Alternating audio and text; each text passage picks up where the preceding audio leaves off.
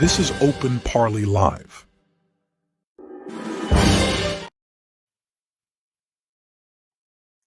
Hello and a warm welcome to Open Parley Live here on Open Parley. My name is Lynette Manzini. Thank you very much for joining us. In today's conversation, we are talking about the death penalty abolishment. I don't know why I keep saying that. Abolishment bill. And this bill is a private member bill that was sponsored by Dzivarasekwa Legislator Honorable Edwin Mushoriwa. He introduced this bill in Parliament late last year. And although this bill is being discussed in Parliament, the last execution in Zimbabwe was in 2005. In today's conversation, we want to find out what inspired this bill and whether this is the right move. Joining me in the conversation is Honorable Mushoriwa. Thank you very much for joining us. No, thank you for the invitation. Thank you very much. And I'd like to say congratulations for introducing this bill. No, thank you so much. But what inspired it? The reason I'm asking this is we have individuals who have been involved in murder, perpetrators of murder. We have families who have lost their relatives and who believe that, the death penalty is in tandem with the offense one would have committed. What inspired you to come up with this bill? Thank you so much. Let me start from the law itself. Our constitution says that a law may permit death sentence to be imposed on people that have actually committed murder with aggravating circumstances. But it then says no one who is below 21 years can be sentenced to death. Mm-hmm. No man aged 70 years and above can be sentenced to death. No woman should be sentenced to death. So what it basically means is that we have got only men between 21 years and 70 years can actually be sentenced to death, which constitutes about 28% of the population. So 28% of the population are the only ones that can actually be sentenced to death. And that one in itself is actually segregation. But fundamentally, one of the major reasons that prompted me is because we also realized that if you then do a profile of the people that have been sentenced to death in Zimbabwe, the 62 inmates that of the death row at the moment, you then realize that all of them, they come from the poor background. And as an MP from a poor community, I know that many of our people do not have the capacity to hire a competent lawyer to defend them. Then we also need to understand is that judges, magistrates, they're human beings. They also make a mistake. You sentence someone to death, a person is hanged, and once a person is hanged, you cannot undo if it's then proven that the person was innocent. Then lastly, it's also the fact that we last hanged a person in July 2005. And the people that have been on the death row all this time around, if you check on their mental status, you will then realize that some of them have actually gone insane, primarily because they don't know when the young man would actually come. When the final day will come. I want us to go back to the issue of, you say you represent a poor community, and majority of the people on death row are from poor communities. Are you saying that we have only those who are poor because the elite can afford lawyers and their lawyers can talk their way out of this? Or is it that the poor people are the ones committing these crimes? Only the poor? No, in fact, you realize that the rich and the elites, they actually commit more crimes than the poor. But the poor, because they cannot afford to hire competent lawyers, they actually end up going to jail. I know for a fact quite a number of people that are languishing in jail at the moment, not necessarily for murder, but for other crimes. Some of them, they're there but being innocent. But we know real criminals, because they've got money, they hire good and competent lawyer, they are actually out and scot-free. In case you're just joining us, you are tuned into Open Pali Live here on Open Pali. My name is Lynette Manzini. Let us know in the comment section. We are discussing the death penalty abolishment bill that was introduced late last year. It's actually being discussed in Parliament as we speak. And we want to know what you think. Honorable is saying that the people on death row, about 62, their mental state has been compromised because they don't know when the hangman is coming. Majority of the people on death row are poor people because they cannot afford competent lawyers. And also, the last time we ever had an execution in this country was in 2005. But before we came live, we were having a conversation, Honorable, and you said that this is not part of our culture. The issue of killing someone. But there are certain things that are not part of our culture, like elections, that we've decided, to pick up. Why are we now cherry picking and say this is not our culture, but we would go through elections while it's also not part of our culture? Yes, it's true. Death penalty has never been part of our culture. And in fact, our culture is more civilized. We never thought that an eye for an eye. We always believe that there should actually be a compensatory mechanism after somebody has killed someone. The other issue that is also there, if you look on the global trends, most countries that had this penalty in their statutes, they've actually removed quite a number of countries. Even here within the region, South Africa, Zambia, they've actually started, they are no longer having death sentence in their statutes. So in a way, it's actually the right thing to do. Most countries that started with the death penalty have come to realize that it is wrong for the state to also kill, purely because someone killed someone. And in any event, death sentence on its own is not a deterrent to people committing crime. You need to ask yourself, why is it that with the death penalty in our books at the moment, why are people committing murder? If it was a deterrent, then we wouldn't be having what we have. But one of the things that we have to realize is that we need to make sure that we come up with a proper justice mechanism so that at least we can actually deal with the challenges that we face. What are some of these proper justice mechanisms that you suggest? No, what I believe, we need to make sure that we are going to have a mandatory sentence, for instance. If you commit murder with aggravating circumstances, we need to make sure that we leave no room for the judges to then end up giving a lenient sentence. Is that happening today?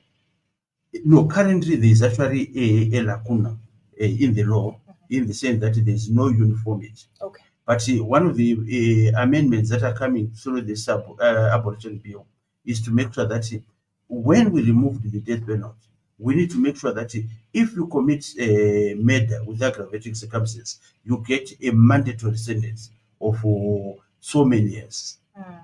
And I want us to talk about the bipartisan support. Across the aisle, people have supported this bill.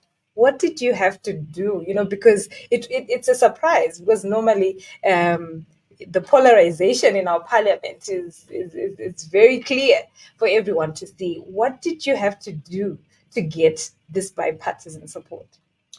Well, I think I brought the bill at the right time when everybody across the political divide understood that continuing with the death penalty in our statutes was actually no longer the right thing to do. And it was easier then to liaise with the members of parliament from both sides of the house, and we all came to some more agreement. But I also needed to then restate also that one of the things that also helped is that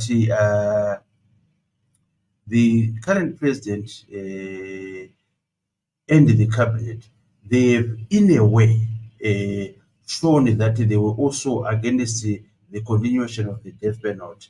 And the fact that we haven't hanged someone since 2005 also gave every other member, the majority of them, because obviously there will be those that will say no, but the majority of the members said, no, let's remove the death penalty. Let's talk about those that obviously you faced resistance. What are some of their, what is the reason behind them,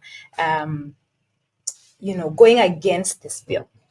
Well, I want to tell you that there are many people, there's emotions attached. When you lose your relative, he has been murdered.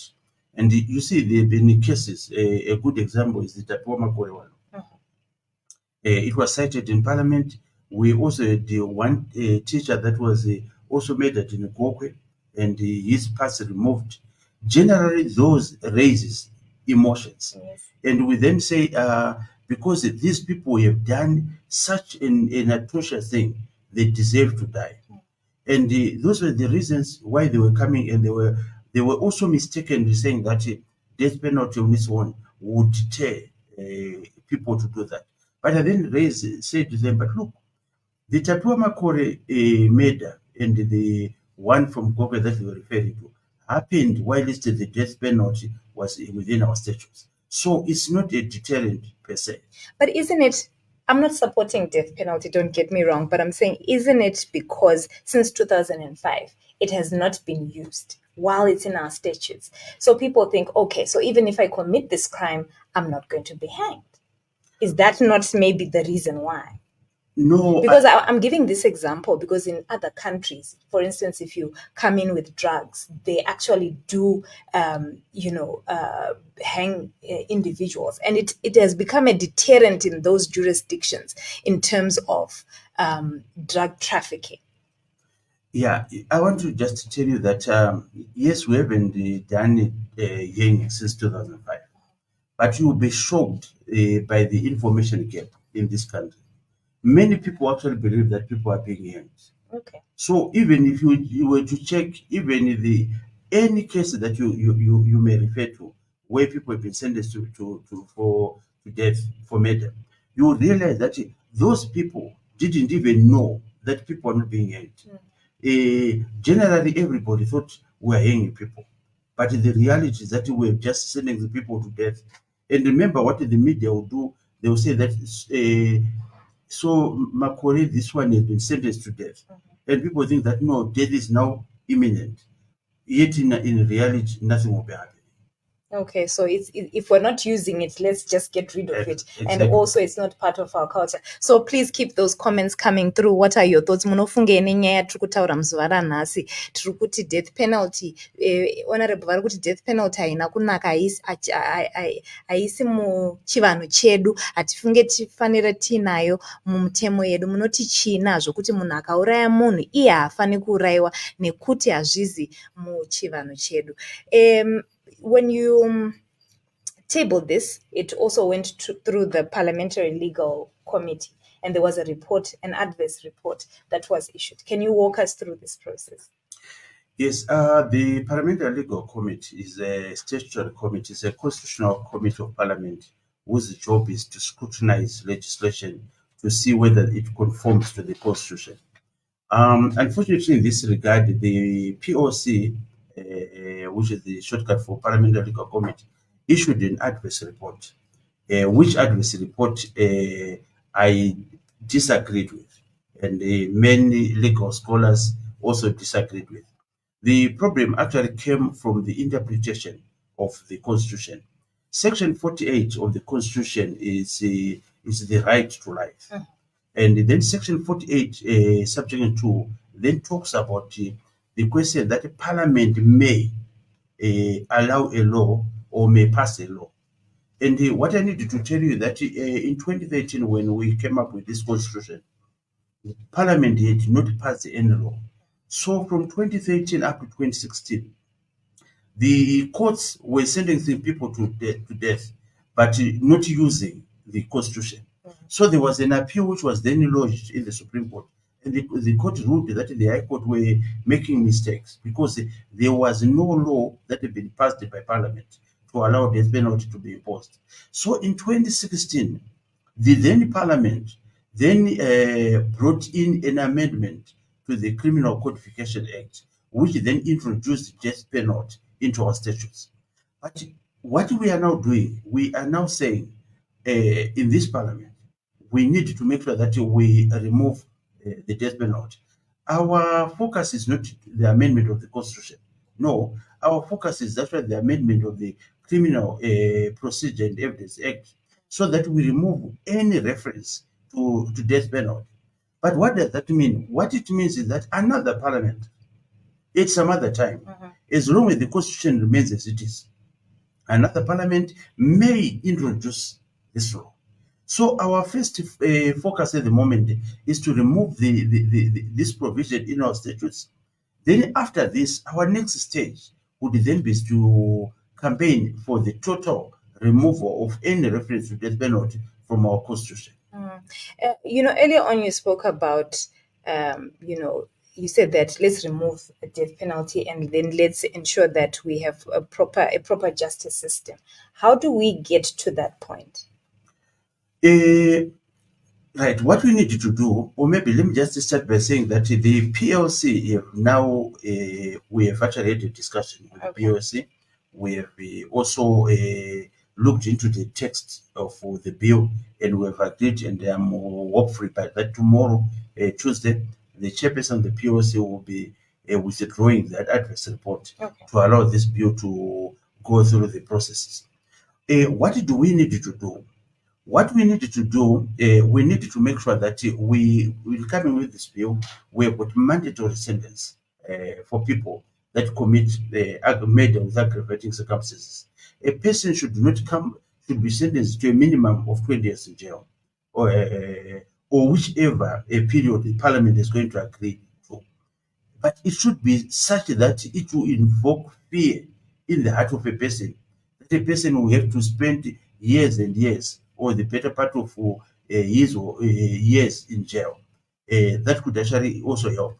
But more importantly, what we also need to do, we need again to build and come back to Ubuntu that we had. We need to make sure that at least we educate, even in our schools, in our curricula.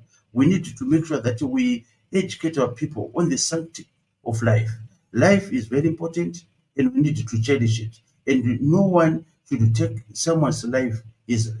I agree with you 100%. Life is very important. We should value it, and nobody should just take anyone's life. But I want to go back to the issue where you said, let's have mandatory sentence, and let that mandatory sentence, the idea is for that mandatory sentence to instill fear in individuals. If a death penalty failed to instill fear, Honorable, how will mandatory sentencing do that? Do you know, I've always argued with people. Let's assume I commit murder with aggravating circumstances. I go, I'm sentenced to death. The hangman comes and I'm hanged. Who get the pain? The pain does not come to me, because eventually we all die. Is the method of which how we are going to die. It's my family. It's also the family of the person, of the victim that was actually murdered. But do you know what it does when I'm then sentenced and say, no, Mushoriwa, you are not going to go behind bars for 20 years. There is no room for you to come out. 20 years, you'll be there. The pain that you will endure while it's in prison for 20 years, and you knowing that fully that life is going out there behind the cell that you are in, I think it's more greater pain than a matter of just getting killed. Remember, our people generally, there are certain people, I think you have seen that there are quite a number of people that commit suicide, that can take their life easily. For some people, they don't fear the death ultimately.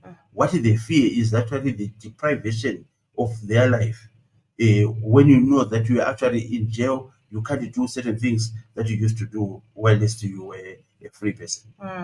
I totally kind of agree with you, because like if you ground a child and tell a child you cannot leave the house, you can't go out with your friends for a week, you see how they try to reform, how they're apologetic, how they are remorseful because they want to get their freedom. So I do get what you're saying, but I wonder what the audience think. Do you agree with the Honorable? He's saying that let's scrap the death penalty, but let's institute mandatory sentencing, and this mandatory sentencing, no less than 20 years, will instill fear in perpetrators. What are your thoughts? Let us know in the comment section. As we conclude, Honorable, how is the scrapping of the death penalty aligning with the global perspective right now? What has happened is that in SADC, most countries, they're actually moving towards the abolishment. South Africa, they no longer do that. Zambia and the President Chilema, when he came, he quickly moved that death penalty has to be abolished. And then internationally, most countries, they're actually moving towards the abolishment of death penalty. And we, Zimbabwe, we are one of the best countries in this globe. And naturally, we need to be seen moving in the right direction. We have to be seen moving in the right direction. On that note, I'd like to thank you very much. No, thank you so much. There you have it, viewers. That was Dzivarasekwa Legislator, Honorable Edwin Mushoriwa, and he was just walking us through his thought process, what inspired him to come up with this bill, to sponsor this bill. He says that this is an African, death penalty is an African. We haven't executed anyone in this country since 2005, and it hasn't been effective in terms of deterrent. He is saying that we should strengthen our justice system, put up a mandatory sentencing of no less than 20 years, and this is bound to instill fear. He also says that other countries, are abolishing this law, and we should also follow suit. And the law says everybody has a right to life.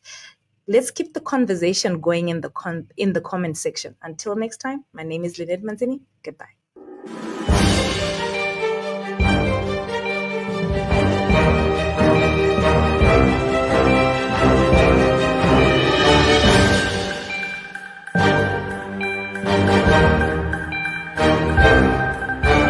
This is Open Parley Live.